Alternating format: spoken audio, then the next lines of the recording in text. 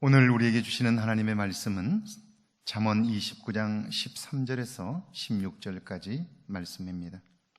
13절에서 16절까지 말씀입니다. 함께 봉독합니다. 가난한 자와 포악한 자가 섞여 살거니와 여호와께서는 그 모두의 눈에 빛을 주시느니라. 왕이 가난한 자를 성실히 신원하면 그의 왕위가 영원히 견고하리라. 채찍과 꾸지람이 지혜를 주거늘 임의로 행하게 버려둔 자식은 어미를 욕되게 하느니라. 악인이 많아지면 죄도 많아지나니 의인은 그들의 망함을 보리라. 아멘. 하나님의 말씀입니다. 오늘 하루도 여러분과 여러분의 삶에 주의 은혜가 함께 하시기를 주의 이름으로 축원합니다. 독일의 교육 방법론 중에 하나가 비판 교육입니다. 초등학교 때부터 어떤 현상이나 상황을 비판적으로 보고 이해하도록 돕는 것입니다. 독일이 이렇게 하게 된 것은 그들의 아픈 경험 때문이죠. 히틀러는 독일이 1차 세계대전에서 패망하여 어려운 사회적, 경제적 여건 속에서 등장했습니다. 그는 독일 민족의 우수성을 강조하며 민심을 다독였어요. 경제적 어려움을 극복한다는 명분으로 일당 독재의 기틀도 마련했고요. 그리고 장밋빛 청사진을 제시함으로 열광적인 지지를 얻게 됩니다. 교회들도 그를 메시아로 추앙할 정도로 교회들 역시 그의 정치를 지지했습니다. 그러나 그는 독일뿐 아니라 세계를 고통 속으로 몰아넣었죠. 다시는 이런 잘못을 반복하지 않겠다 하는 독일인들의 의지가 비판 교육의 출발입니다.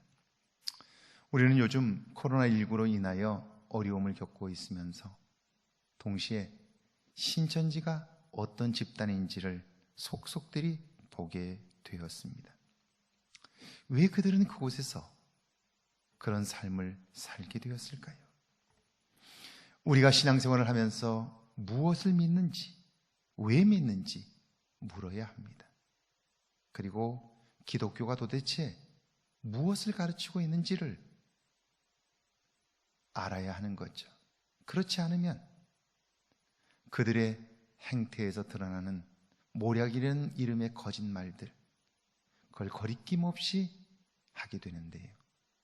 이것은 기독교가 세상의 윤리를 넘어서지만 세상의 윤리적인 행위에도 미치지 못하는 모습을 보면서 결국 우리가 지금까지 교회는 다녔지만 성경이 무엇을 말씀하는지, 하나님을 믿는다는 게 무엇인지를 질문하지 않았기 때문은 아닌가 생각해 보게 됩니다. 오늘 13절은 가난한 자와 포악한 자가 섞여 살거니와 여호와께서는 그 모두의 눈에 빛을 주셨다, 그렇게 말씀합니다. 우리 사회는 가난한 자와 포악한 자가 함께 섞여 살고 있습니다. 그러므로 분별력이 필요합니다. 분별력이란 현상이나 외형이 아닌 본질을 볼 줄 아는 능력입니다. 우리는 엘리야가 바알 선지자들과 갈멜산상에서 대결한 것만 기억하지만 그의 탁월함은 그 다음에 나옵니다. 그 땅은 오랫동안 비가 오지 않았어요. 비가 오지 않으면 백성들이 어려움을 겪습니다. 엘리야는 갈멜산상의 대결이 끝난 다음 종을 시켜 저 동쪽 하늘을 보라고 이야기합니다. 어떤 현상이 있는가를 보라는 거죠. 7번이나 그 종이 가서 보았지만 아무런 변화가 나타나지 않습니다. 그런데 그 다음에 동쪽 하늘을 보았을 때 손바닥만한 구름이 나타났습니다. 구름입니다. 손바닥만한 구름입니다. 그러자 엘리야는 말합니다. 이제 비가 올 것이다. 빨리 수레를 갖춰 왕으로 내려가라 하라고. 그는 큰 소리로 사람들에게 비를 피하라고 말합니다. 손바닥만한 구름을 보면서 하나님께서 이루실 이 놀라운 일, 그걸 보고 말할 수 있는 능력, 이것이 분별력이며 영적 분별력인 것이죠. 14절은 그래서 왕위가 나는 자를 성실히 신원하면 그의 왕위가 영원히 견고하리라, 그렇게 말씀해요. 분별력은 한 나라를 다스리는 사람, 왕에게도 절대적으로 필요합니다. 왕정사회에서 주인은 왕이지만 그러나 그 국가를 떠받치고 세워가는 것은 백성입니다. 그러므로 왕이 없는 나라는 가능하지만 백성이 없는 나라는 불가능하지요. 지혜로운 왕은 그러므로 백성이 다수를 차지하는 가난한 자들을 선대하는 것이죠. 그들이 마음껏 일할 수 있는 환경을 만들어줄 때 왕권은 오랫동안 유지되게 되는 거죠. 이것을 아는 것이 통치자의 분별력이고요. 이걸 볼 수 있게 될 때, 나의 왕권이 아니라 그 왕권을 지속시켜주는 백성들을 볼 수 있을 때 그 왕권이 오랫동안 유지될 수 있는 것이고요. 그걸 볼 수 있는 눈이 왕에게는 필요한 것이죠. 재치과 구제람이 지혜를 주거늘 임으로 행하게 버려둔 자식은 어미를 욕되게 하느니라. 이런 분별력은 타고나는 것이 아닙니다. 배우고 익혀야 하고요. 반복적으로 훈련을 통하여 얻어지는 열매인 것입니다. 그래서 오늘 본문은요, 꾸짖고 때려서라도 교육을 시키면 지혜를 얻지만 그냥 내버려둔 자식은 결국 자기뿐 아니라 부모도 욕되게 한다고 말씀합니다. 여러분, 그냥 얻어지는 열매는 없습니다. 땅의 모든 열매들도 땀의 열매인 것이죠. 애쓰고 수고한 대가인 것입니다. 우리의 분별력 역시 마찬가지입니다.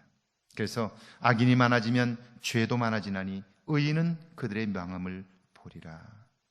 지혜가 없으면 미련한 자가 되고 미련한 자가 되면 분별력이 없어 결국 악한 자의 길을 가게 되는 거죠. 분별력은 훈련을 통해서 우리가 얻어지고 그리고 우리의 삶에 쌓이는 것이라면 끊임없이 그 일에 관심하고 애써야 하는 거죠.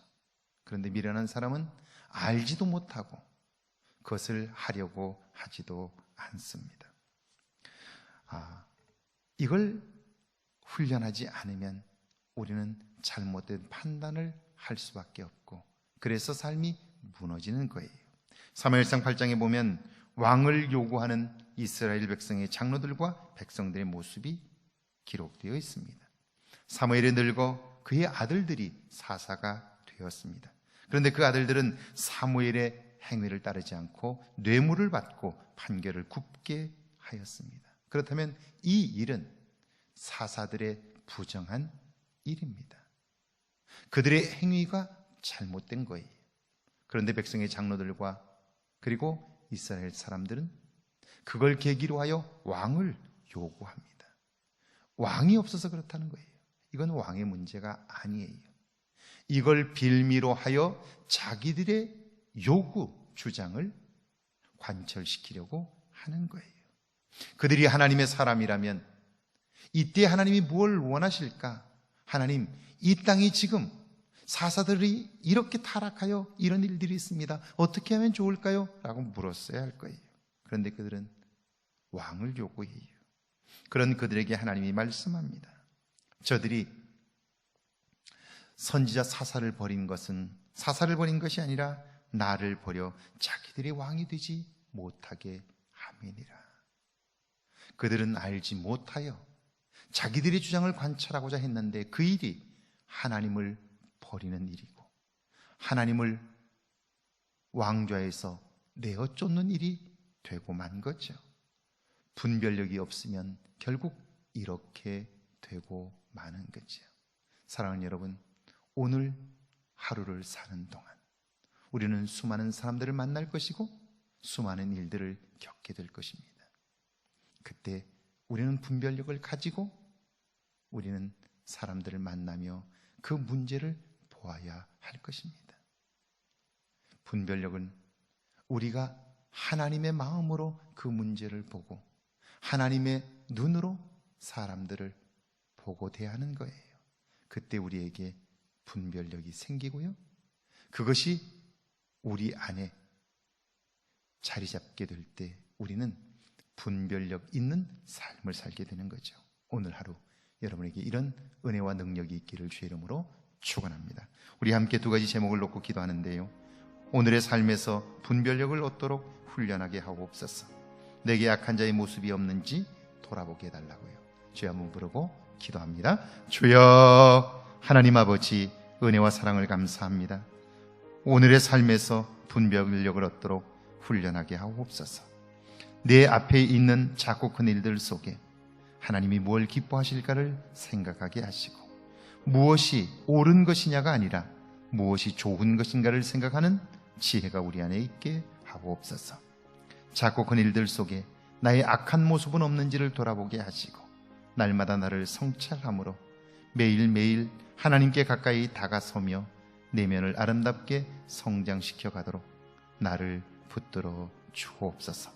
주님이 함께 하실 것을 믿사오니 오늘도 하나님, 어려움 가운데 있는 성도들과 코로나19로 인하여 힘겨운 시간들을 보내는 모든 분들에게 위로와 은총을 허락하여 주옵소서. 예수님의 이름으로 기도하옵나이다. 아멘.